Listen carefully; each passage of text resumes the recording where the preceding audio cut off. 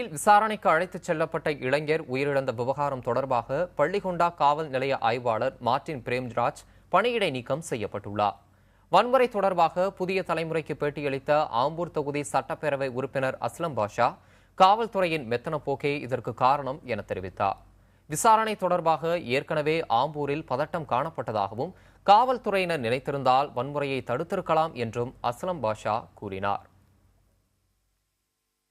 அந்த ஆய்வாளர் ஏற்கனவே லாக்அப்ல இதே மாதிரி ஒரு கொலை செய்திருக்கின்றார். அன்றைக்கே அவர் கைது செய்யப்பட்டிருக்க வேண்டும், தண்டிக்கப்பட்டிருக்க வேண்டும். ஆனால் அன்றைக்கு அவர் விடுவிக்கப்பட்டார். அதன் பிறகு இந்த பள்ளிகுண்டா காவல் நிலையத்தில் அவரால் மத கலவரங்கள் ஏற்படக்கூடிய பல நிகழ்வுகள் நடந்திருக்கின்றது அந்த பகுதியில். அப்போதும் அவர் தண்டிக்கப்படவில்லை. தொடர்ந்து அவர் காப்பாற்றப்பட்டிருக்கின்றார்.